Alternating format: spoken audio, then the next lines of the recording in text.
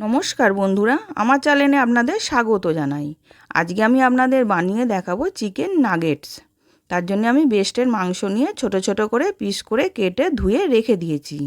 এবার আমি মিক্সির জারের মধ্যে দিয়ে পেস্ট করে নেব। এবার মিক্সিং জারের মধ্যে দিয়ে দিলাম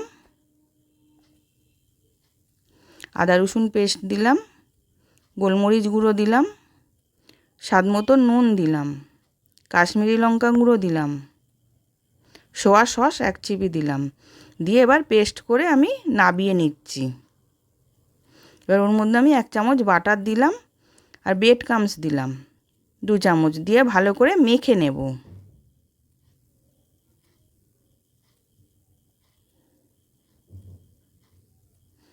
এবার ভালো করে মাখা হয়ে গেছে।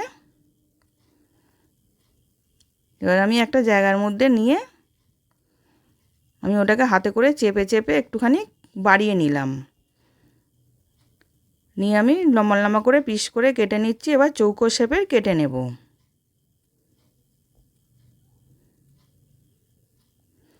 এবার চৌকো শেপে কাটা হয়ে গেছে। এবার আমি হাতে করে তুলে দেখাচ্ছি। এরকম করে আমি চৌকো শেপে এরকম সাইজটা করে নিয়েছি। এবার আমি একটা ডিম দিয়েছি, নুন দিলাম, গোলমরিচ দিলাম, 1 হাতা দুধ দিলাম, দিয়ে ভালো করে ফেটিয়ে নেব। এবার এদিকে ব্রেড ক্রাম্বস নিয়েছি, গোলমরিচ, নুন আর কাশ্মীরি লঙ্কা গুঁড়ো দিয়ে ভালো করে মিশিয়ে নেব।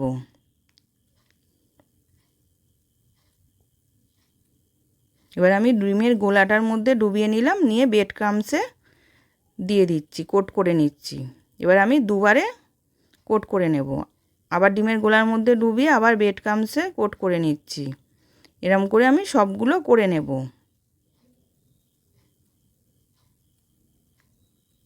এবার সবগুলো করা হয়ে গেছে। এদিকে কড়াতে তেল গরম করতে দিয়েছিলাম, তেলটা গরম হয়ে গেছে। এবার আমি এক এক করে দিয়ে দিলাম, দিয়ে কম আঁচে ভেজে নেব, উল্টে পাল্টে ভেজে নেব লাল লাল করে। এবার উল্টে পাল্টে লাল লাল করে ভাজা হয়ে গেছে। এবার আমি তুলে নিয়েছি। এবার সার্ভ করার জন্য রেডি। আশা করছি ভিডিওটা ভালো লেগেছে। আমি হাজির হব আর এক নতুন রেসিপির সাথে।